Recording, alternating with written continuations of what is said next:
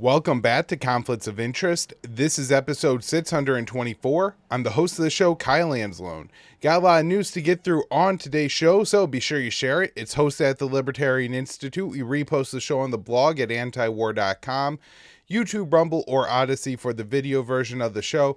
And of course, it's up anywhere you can listen to audio podcasts. Follow me on Twitter at Kyle Anzalone _ for all the work I put out, whether it's the show, articles I write, other news that I think is important. All that gets posted to my Twitter feed. Now, let's get into the news today. First up here, an article from Will Porter. Supreme Court bats Biden's social media censorship. The U.S. Supreme Court has ruled in favor of the Joe Biden administration in a legal row over how the government deals with social media platforms. Republican states had objected to the federal drive against misinformation, arguing it amounted to unconstitutional censorship. The GOP-backed lawsuit was shot down in a 6-3 vote on Wednesday. In a majority opinion, conservative Justice Amy Coney Barrett argued that the court simply lacked the power to intervene in the government's exchanges with social media sites. She wrote, "The plaintiffs, without a concrete link between their injuries and the defendant's conduct, asked us to conduct a review of a years-long communication between dozens of federal officials across different agencies with social media platforms about different topics. This court's standing doctrine prevents us from exercising such general legal oversight over the branches of government," which, I thought that was a really interesting statement that she made, because she's saying, look how widespread and sweeping this government program is.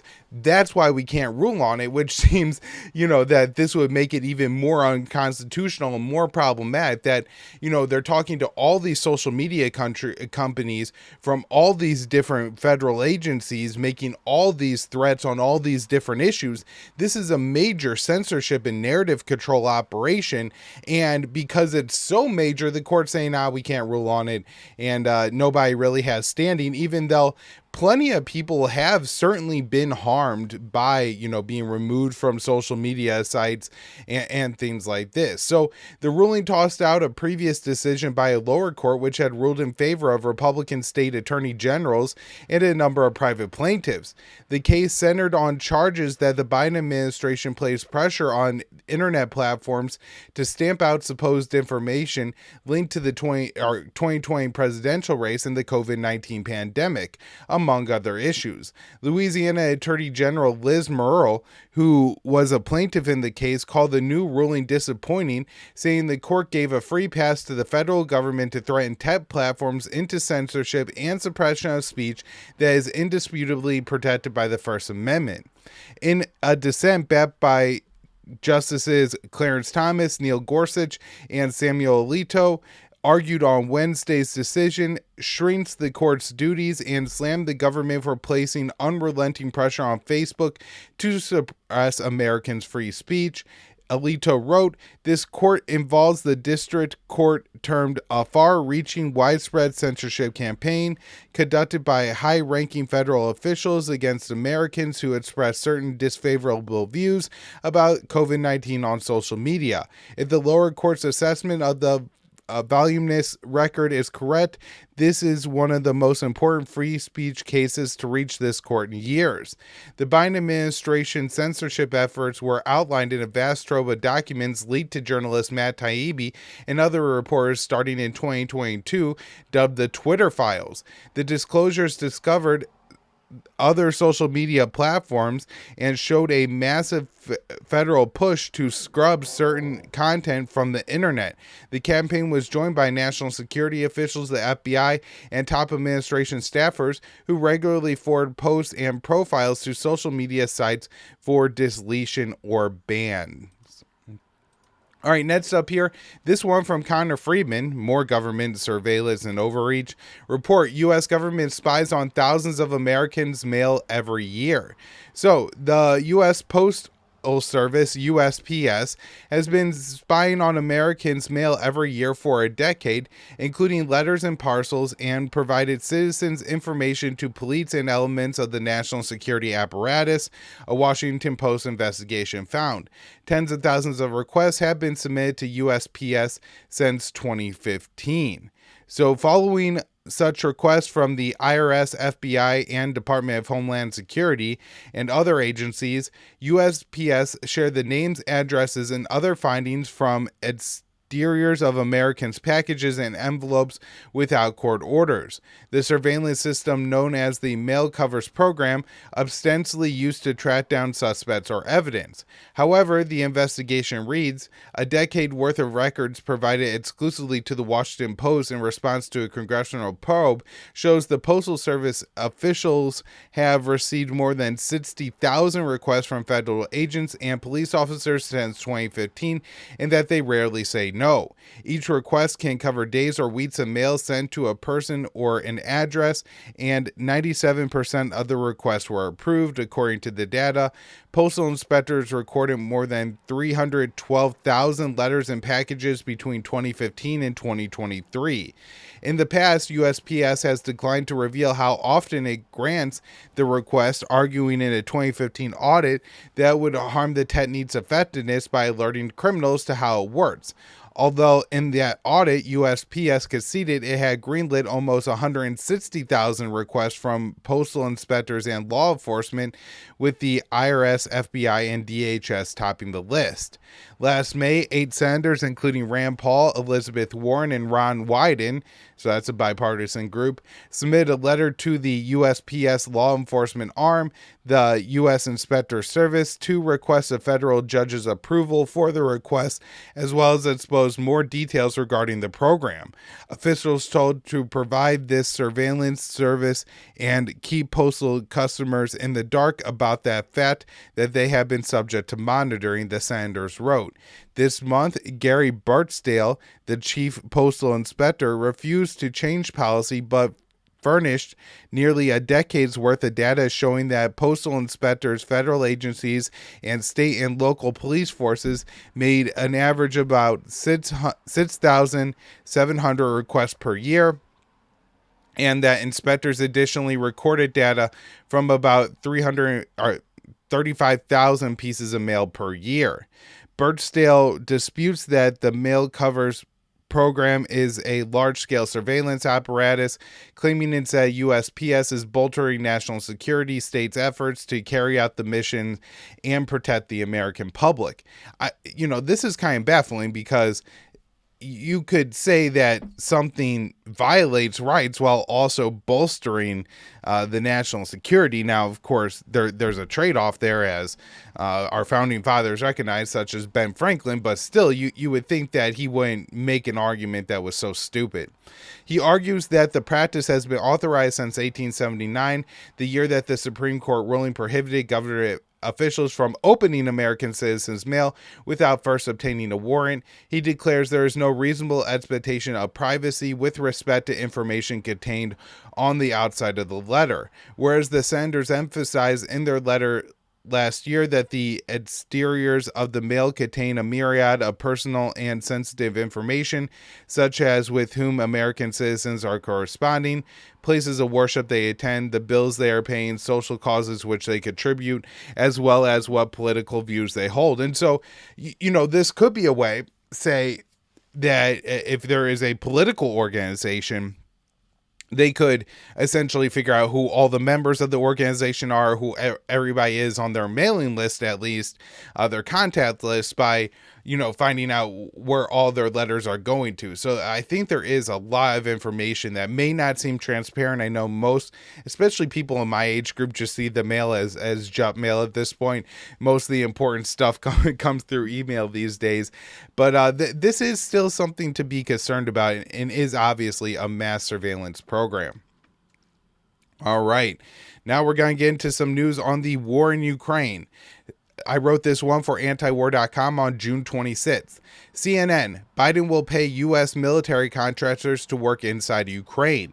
So President Joe Biden is preparing to sign off on hiring American military contractors to work inside Ukraine. If the White House moves forward with the proposal, it will be another significant escalation in the proxy war in Ukraine. Four unnamed American officials told CNN that Biden is shifting his policy and would soon allow private soldiers from American mercenary firms to aid the fight in Ukraine. The change is expected to take effect sometime later this year. Initially, the White House sees the contractors fixing American-made advanced military equipment, such as F-16 fighter jets. The Kremlin says the warplanes, which are set to arrive in Ukraine later this year, present a nuclear threat to Moscow and vows to eliminate the bases they are stationed at inside or outside of Ukrainian borders. Increasing the number of American soldiers, even if retired from official service, on the ground in Ukraine will likely be viewed as another significant provocation by the Russian President Vladimir Putin. Tensions between the White House and the Kremlin ramped up further over the past month, following Washington and many other NATO countries signing off on Kiev's use of Western weapons to attack Russia. The pressure hit a high point last week when American-made ATACMS missiles were used in a strike on the Crimean Peninsula that led to the death of 4 Russians, per local officials. According to a statement from the Russian Foreign Ministry, the U.S. has effectively become a party to the war on Ukraine's side, adding retaliatory measures will certainly follow. That the White House is beginning to offer contracts to mercenary firms is an act of desperation, as Ukraine has been unable to stop the Russian advance. CNN reports that Alexander Vindman, former National Security Council Director for European Affairs under President Donald Trump, now Director of an organization supporting victory in Ukraine, is one of the lobbyists pushing Biden to allow the Pentagon to send private soldiers to Ukraine. Vindman, who was born in Ukraine, testified against Donald Trump during his first impeachment trial, and he was the one who said that Donald Trump was going against the interagency policy by wanting to make a deal with Russia, and that this would not have been allowed. Again, there is a president who is elected by the American people, and then there's an interagency policy which we are all subjected to, and according to Vindman, the president is not allowed to change. All right, next up here, Ukraine asks backers to okay deeper strikes in Russia. This from Will Porter, June 24th, antiwar.com. Ukraine's government has urged its Western sponsors to allow local troops to strike deeper inside Ukraine with foreign-supplied weapons. The United States once barred such operations, but has since authorized attacks along Russia's border. Writing on his official Telegram channel on Sunday, President Zelensky boasted that Ukrainian forces had downed a pair of Russian caliber missiles along with 24 other projectiles over the last 24 hours, but warned Russia's terror is not slowing down. He said, therefore, we must increase our pressure by all methods, and together with our partners, we have made the determination to destroy terrorists on their territory. It is fair, and we need the same determination from our partners. We can stop Russia. While Zelensky messaged no country by name, the message was presumably addressed to leaders in Washington who still ostensibly maintain restrictions on American weapons on Russian territory. Those rules have been loosened on multiple occasions in recent months. In May, the White House signaled that Kiev would be permitted to hit Russian troops across the border of Ukraine's Kharkiv Oblast, while recently similar attacks were authorized along the entire Russo-Ukrainian border. The U.S. now says that Ukraine could attack within, I think, 100 kilometers or 62 miles of the Ukrainian border. The one restriction that they place is there has to be Russian troops either coming across the border there or carrying out attacks from there. So I'm not even sure how all accurate this is. And I'm sure a big piece of this whole puzzle is how much intelligence is the U.S. providing to Ukraine to hit targets inside of Russia. My guess is that Ukraine doesn't have a lot of ability to find these targets on their own.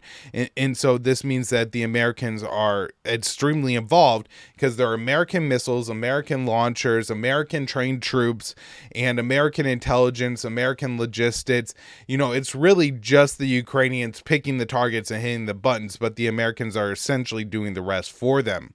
Though Pentagon spokesperson Patrick Ryder insisted there was no change to U.S. policy, claiming the May authorization was not limited to Kharkiv, unnamed officials told Reuters the first decision only applied to targets inside Russia near the border with the Kharkiv region. Several of Kiev's supporters have already lifted their own rules on Ukrainian strikes inside of Russia, among them Canada, Poland, Sweden, Germany, Denmark. Earlier this month, Danish Foreign Minister Lars Løkke Rasmussen declared that F-16 fighter jets provided by his country can be used to hit targets inside of Russia once the F-16s are delivered, that is. And also the Netherlands did the same, and those are the two countries providing a significant amount of F-16s to Ukraine. Even if they are inside Russia, they are legitimate targets. Because Russia attacked Ukraine, it fully complies with the rules of war, the Dutch foreign minister told journalists, or the Danish foreign minister told journalists. Ukraine appears to be taking advantage of the scaled back restrictions, reporting its first ever kill on Russian soil using foreign military hardware earlier this month. According to Deputy Prime Minister Irina Vereshchuk, troops neutralized a Russian S-300 air defense system at unspecified location using Western weapons. The Kremlin also cast blame on Washington for a recent Ukrainian air raid on Crimea, which has been under Russian control since 2014. Russia's military claimed the strikes used U.S.-provided Army tactical missile systems or ATACMS, and went on to say the attacks was aided by U.S. satellite reconnaissance provided by American specialists. U.S. officials were quick to reject the charge, with the Pentagon saying that Ukraine makes its own targeting decisions and conducts its own military operations. It is unclear whether Washington imposes the same restrictions for strikes on Crimea, as it rejects Russia's claim to the region and considers it to be part of Ukraine's sovereign territory. Nonetheless, Moscow has threatened consequences for the deadly attack. All right, next up here, another one from Will Porter.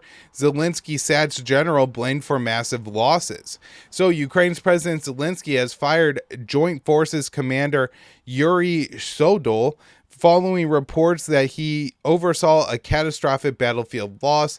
The dismissal appears to have been recommended by another senior military officer who urged for an internal probe into Sodol's poor leadership. The president announced the move on his Telegram channel on Monday, saying that Sodol would be replaced by Brigadier General Andriy Hantov. While he offered no reason for the decision, Sodol courted controversy since taking over Kiev's joint forces in February. Last Sunday, the chief of the neo-Nazi Azov Brigade, Bohdan Kurtich, published a lengthy social media post complaining about an unnamed commander, saying he had referred them to Ukraine's State Bureau of Investigation, the SBI, over their disastrous performance. I wrote a letter to the SBI calling for an investigation into one military general who, in my opinion, killed more Ukrainian soldiers than any Russian general. He added that the officer in question was responsible for the loss of regions and dozens of cities and the loss of thousands of soldiers. A staffer on the Ukrainian Parliament's Defense Committee later claimed that Azov officer was referring to Sodol. Local media reports have said the same. Other Ukrainian soldiers have also criticized Sodol's leadership, including during his time as head of Kiev's Marine Corps prior to his promotion to Joint Force Chief. In comments to the New York Times last year, unnamed troops under Sodol's command said he sent them on a suicide mission. At the same time, the newspaper did not name Sodol as the officer in charge, but clarified his role with more recent reporting. Sodol's dismissal follows several other shakeups within Kiev's top military brass throughout the war with Russia. Earlier this year, longtime Commander-in-Chief General Volushny was sacked in the wake of a lackluster counteroffensive, which failed to reclaim much territory from Russian troops. Zelensky also abruptly replaced Special Forces commander in late 2023, with the officer saying he learned of his firing from press reports. Last thing I'll just add to this story is I think it shows the quite extensive control and influence that the Azov battalion, the neo-Nazis, really do have in Ukraine. All right, last story on Ukraine here. This one from Connor Freeman. Pentagon chief speaks with Russian counterpart, first time in over a year. The Defense Department announced that Secretary Lloyd Austin held a phone conversation with Andrei Belzov, his Russian counterpart, on Tuesday. Austin had not spoken with a Russian defense minister since last year. Both sides acknowledged that the Pentagon's call the Pentagon initiated the contact. This appears to be an effort by Austin to ease tensions over the Ukraine proxy war following the firing of American missiles by Kiev's forces, which killed Russians in Crimea, and Moscow has vowed a response. And so we don't have a lot of details of this call, particularly from the American side. It was very vague. A Russian defense ministry statement said a U.S.-initiated phone call between the defense chiefs took place on June 25th. The ministers exchanged views on the situation around Ukraine. The Russian defense minister highlighted the dangers of further escalation due to continued U.S. supplies to the Ukrainian armed forces.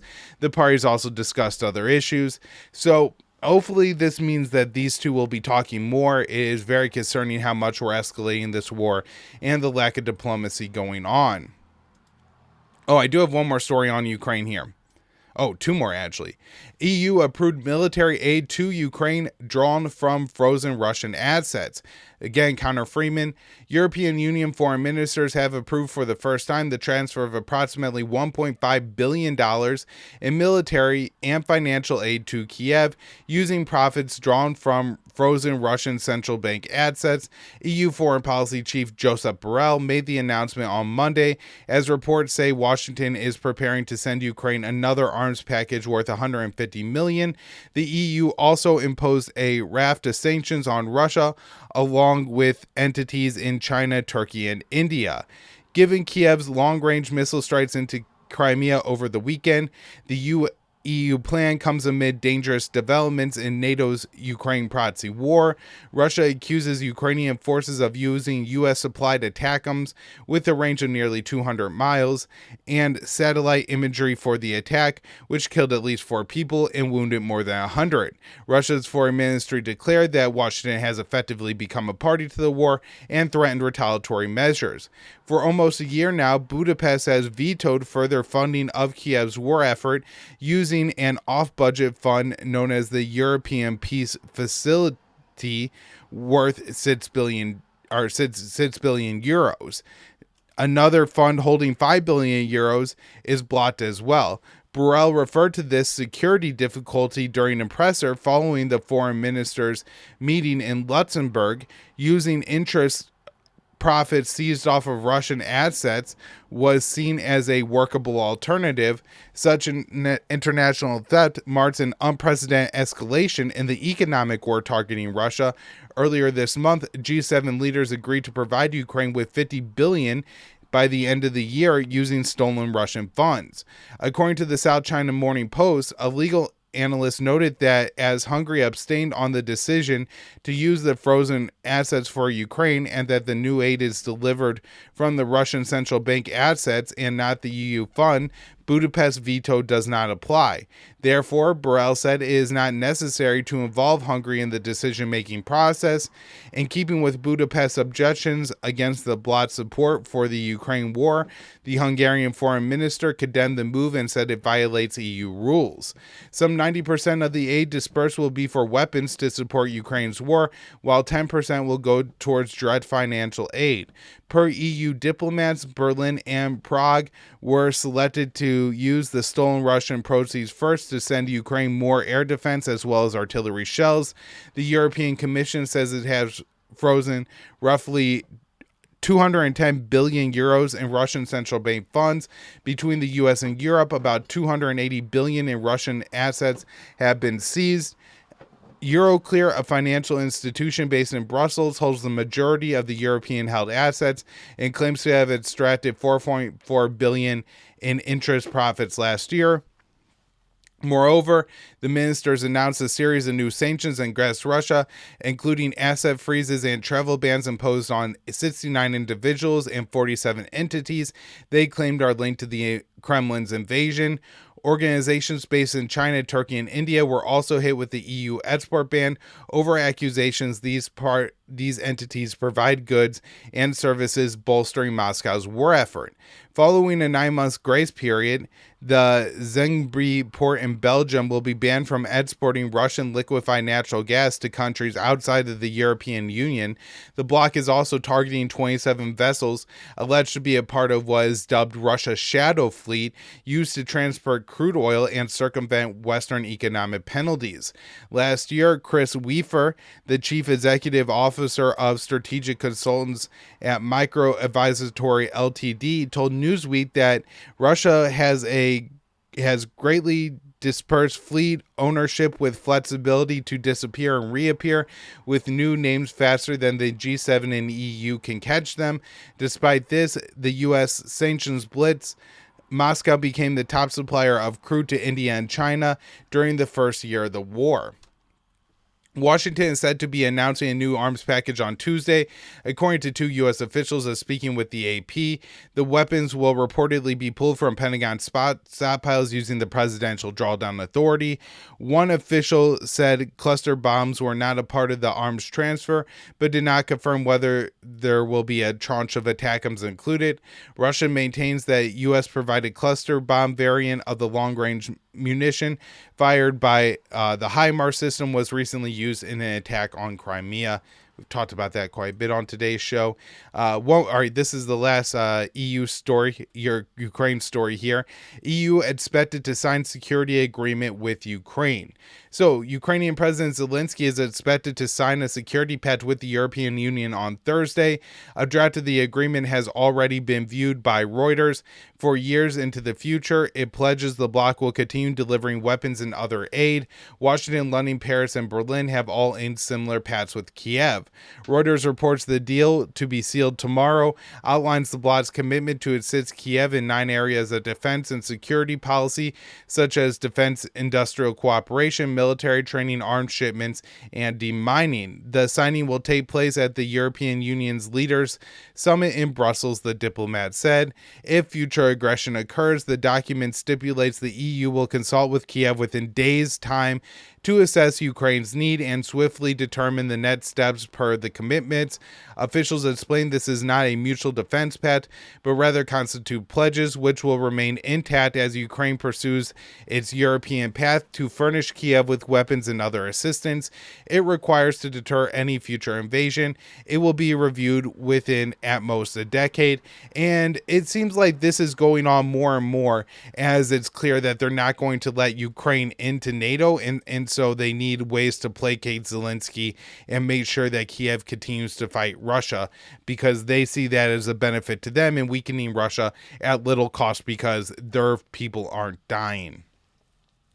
All right, next up here, former Prime Minister, I accuse Netanyahu of betrayal. So in a scathing article published in Haaretz, former Israeli Prime Minister Ehud Olmert blasted current Prime Minister Benjamin Netanyahu for extending the war in Gaza, escalating tensions with Hezbollah, and empowering Israeli thugs terrorizing Palestinians in the West Bank. Olmert explained that Netanyahu should be removed from office and face trials for his many failures since October 7th. He wrote, "For each of these accusations, Netanyahu must stand trial in the court of the people of Israel. This must not be delayed. Every additional day that this cursed man continues to bear nominal responsibility for running the state is a day that poses concrete dangers to future existence." The op-ed pointed to numerous acts for which Netanyahu should be held responsible. I accuse the Prime Minister of Israel, Benjamin Netanyahu, of taking deliberate action to prolong the war between Israel and the Palestinian murder organizations. The desire to drag out the fighting without specifying an end date is the reason precise objectives have not been set for the combat forces, he wrote. Olmert made similar accusations about the war with Hezbollah. He wrote, Netanyahu intends to expand the war and initiate direct all-out military confrontation with Hezbollah in the north. The prime minister is ignoring French and U.S. mediation that will bring an end to the current conflict. Over the past 8 months, much of the world's attention has been on Israel's military operations in Gaza. However, at the same time, Tel Aviv has advanced its plan to annex the West Bank. Hundreds of Palestinians have been killed and thousands driven from their homes. Olmert blames Netanyahu for the growing violence. And so this is a pretty long block quote from the article, but I thought it was probably the most important paragraph, and I just published it here in full. So Olmert wrote, I accuse the Prime Minister of Israel of taking deliberate actions meant to cause a widespread flare-up of violence in the West Bank in the knowledge that this will trigger the expansion of war crimes against Palestinians who are not involved in terrorism in any way. Such crimes are already being committed by many Israelis. Usually these are not military conscripts, but rather private militias made up of thugs carrying guns that in most cases were given to them in a questionable process that demands legal review and a move initiated by National Security Minister Itamar Ben-Gvir. These weapons serve, many of them in their riots, and protect them when they brutalize Palestinians, burning their property and destroying their fields that are a source of licensed sustenance, as well as directly killing innocent people. Olmert also pointed to specific decisions that have been harmed Israeli people, including refusing to negotiate the release of hostages. He said his refusal to reach an agreement that will allow all the hostages returned to Israel is based on the argument that it would prevent total victory. It is meant to be an impossible goal that would allow the prime minister, anytime he chooses, to blame the failure to achieve it on the military. Noticeably absent from Olmert's critique of Netanyahu was a concern for the treatment of Palestinians in Gaza. The war in Gaza is vastly popular with the Israeli people. Nearly 80% of Israelis support the war or demand Netanyahu escalate further, while only a fifth say Tel Aviv has gone too far in the Strip. The op-ed argues that not only is Netanyahu failing to achieve his war aims, but Israel struggling domestically. Olmert wrote, the economy is crashing, public services are crashing, entire areas of the country are deserted, and the government has no plan and has made no effort to create a response that could improve the situation and spark a flicker of hope. The war has come at a huge financial cost to Tel Aviv and the Israeli economy. The war in Gaza is estimated to have cost Israel $60 billion so far, with a massive rebuilding project that will have to be funded in the near future. Additionally, the war has forced many Israelis to leave their jobs, and over 60,000 citizens have been displaced from the fighting along the northern border with Lebanon. I do think there are still some Israelis who are displaced in the south, although I'm not quite sure. I have seen numbers ranging from 60 to 90,000 total Israelis displaced, so this would maybe suggest there's 20 to 30 Israelis that are displaced from the south, and all those are now in the center of the country, mainly living in hotels. So Netanyahu has refused to sign on to any deal that would see the Israeli captives released in exchange for a permanent end to the fighting before Hamas is eradicated. Top Israeli officials have publicly stated that the prime minister's goal of eliminating Hamas is impossible. Still, Tel Aviv has been able to continue the onslaught in Gaza and the tit-for-tat exchanges with Hamas because of massive U.S. assistance. Olmert warned Netanyahu that he has made a deliberate attempt to destroy the political security military alliance between the U.S. and Israel, adding that the entire Israeli Air Force relies completely on American aircraft, fighter planes, transport planes, refueler planes, and helicopters.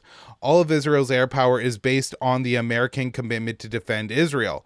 While the relationship between Biden and Netanyahu may have soured some after the Israeli leader attacked Biden in a video posted to ads last week, top American officials continue to state the relationship between Israel and the U.S. remains ironclad. Now, we'll talk about that a little more in this article here. I wrote for antiwar.com on June 26th. Israeli defense minister says significant progress made in removing restrictions on U.S. arms shipments.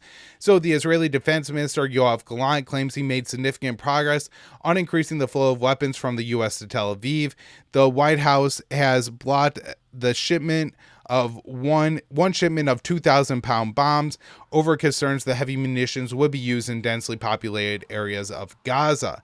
After 3 days of meeting with top Biden administration officials, Gallant claimed that some of the roadblocks to weapon transfers were scaled back. He said, "During the meetings, we made significant progress. Obstacles were removed and bottlenecks were addressed," adding that officials found common ground on a variety of issues, including the topic of force buildup and munition supply that we must bring to the state of Israel. During his time in Washington, Gallant met with Secretary of Defense Lloyd Austin, Secretary of State Antony Blinken, and National Security Advisor Jake Sullivan, who all pledged ironclad support for Israel. After the meeting between Gallant and Sullivan on Wednesday, the American official clarified there was no official change to U.S. policy. The trip came after a rift had opened between Biden and Netanyahu over weapons shipments to Israel. Since October 7th, the White House has sent nearly 250 shipments to Israel. One administration official reported the U.S. has sent $6.5 billion in arms to Israel since the onslaught in Gaza began, including $3 billion in the month of May alone. I am a little bit skeptical of that 6.5 number, particularly since the $3 billion number in May. That would mean that was only $3.5 billion from April to October, which sounds like a low number. Additionally, according to Netanyahu, the shipments were supposed to have slowed down in May, and I can't, how could you possibly only have 6.5 billion total, 3 billion in May, and May was supposed to be a down month? The math just doesn't add up there. So in April, Biden suspended the delivery of one 2,000-pound bomb shipment over concerns Tel Aviv will use them in densely populated pockets of Gaza. Additionally, the White House recently decided to end the fast-tracking of weapons to Israel that began after October 7th. Biden threatened to suspend more arms shipments to Tel Aviv if its forces invaded Gaza. However, the Israeli military has decimated the city over the past month, sending millions fleeing into 10 cities without infrastructure or aid, and the White House has refused to suspend any additional weapons transfers. Still, last week, Netanyahu publicly lashed out at the Biden administration over the minor rollbacks in support. All right, this is the last article here on the show today from our friend Jason Ditz at antiwar.com. Close ties to Israel risk Cyprus being drawn into Lebanon war. While there is much focus on the possibility of an Israeli reinvasion of Lebanon for the first time since 2006, it appears the nearby island nation of Cyprus may become embroiled with Hezbollah leader Hassan Nasrallah, warning Cyprus against giving Israel access to military bases or airport. Nasrallah said, "Opening Cypriot airports to bases to the Israeli enemy to target Lebanon would mean the Cypriot government is a part of the war and the resistance will deal with it as a part of the war." The president of Cyprus, meantime, has downplayed the possibility of such an engagement in the conflict, insisting Cyprus remains uninvolved and will remain uninvolved in Israel's wars. However, Cyprus's involvement in the Gaza war and potentially involvement in the invasion of Lebanon is more complicated than this blanket denial claims. Turkey, for one, has been very public in accusing Cyprus of serious militarization, and that claims it is turning the small island nation into a military base for targeting Gaza. At the core of the issue is British military bases in Cyprus. The U.S. openly uses one of those bases to transport American arms to Israel for use in the war in Gaza. Britain refuses to confirm or deny whether its bases are used by Israel to bomb the Gaza Strip, but it has been reported that Britain has flown surveillance flights over Gaza from the Cyprus bases. Cyprus has a close economic and political ties to Israel for years, which has raised suspicion among Hezbollah leadership about its position in the event of a future war. Further, while Cyprus is not a NATO member, it has close ties to Greece, a NATO member, and the Turkish Republic of Northern Cyprus has close ties to Turkey, another NATO member. Now, those two governments are at odds with each other, and certainly if Cyprus were drawn into this conflict, it could reignite the conflict on the island of Cyprus itself, as Greece and Turkey essentially vie for control of that island. As a member of the European Union, whose major members have been working to keep fighting on the Israel-Lebanon border from escalating into all-out war, Cyprus is keen to remain at least superficially neutral. A large lush island, Cyprus has been populated since well before 2000 BC. Its strategic location has resulted in its occupation by multiple major powers, including the Greeks, Romans, Arab caliphates, Ottoman empires, and then finally the British, starting in 1878. A former British colony, Cyprus became independent in 1960. The island's population is sharply divided, with 77% having Greek Christian heritage and about 18% are Turkish Muslims, who live mostly in the north. After years of intercommunal violence, Cyprus became under Greek sway in 1974 with a coup backed by the Greek military junta.